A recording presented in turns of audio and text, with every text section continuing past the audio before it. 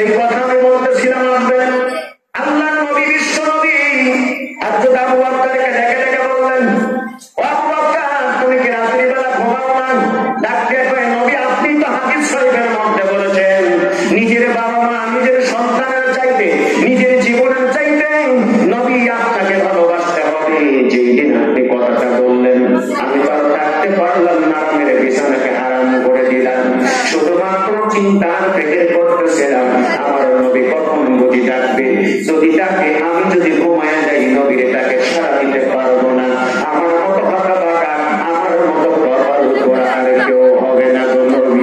যখন আপনি সালাম জান একটা বার নক করেছেন, সঙ্গে সঙ্গে আমি বুঝতে পেরেছি আমার প্রাণের নবী হাজির হয়েছে।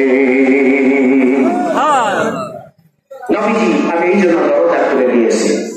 রাসূলুল্লাহ বললেন, আবু বকর তাহলে চলো যাই, মক্কার জমিনে থাকা যাবে না, আল্লাহর আদেশ হয়েছে মক্কার জমিন থেকে মদিনায় হিজরত করতে হবে। নবীজি আমার হযরত আবু বকরকে সঙ্গে করে নিয়ে হাঁটার রাস্তায় হেঁটে হেঁটে ক্লান্ত, রাতটা বড় গভীর যাচ্ছিলেন। নবী আমার ক্লান্ত হয়ে পড়ছে, কিতাবের মধ্যে আসছে সামনে যাওয়ার পর সূরা কুরআন যখন পৌঁছে গেলেন, এবার আল্লাহর নবী বললেন, হযরত আবু বকর এই যে সূরা কুরআন দেখা যায় চলান দেয় কুরআন মধ্যে একটু যায় আশ্রয় নেই, কাফের বেঈমানরা খুঁজবে ওরা আমায় টের পাবে না।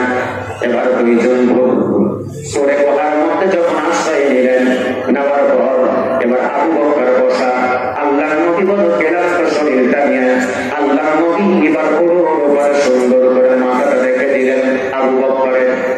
নবীজি যখন মাথাটা রেখে দিলেন, রেখে দেওয়ার পর আমার নবীজি এবার ঘুমায় গেলেন। হযরত আবু বকর এবার বসে আছেন।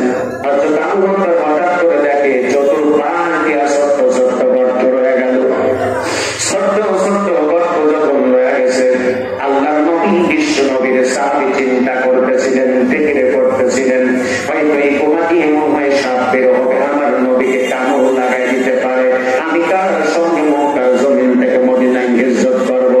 এই একটা চিন্তা থেকে নিয়ে হযরত আবু বকর এবার কি করলেন, গায়ের পাতলাটা খুলিয়া সব এবার টুকরা টুকরা করে করে গর্তগুলো বন্ধ করতেছিলেন।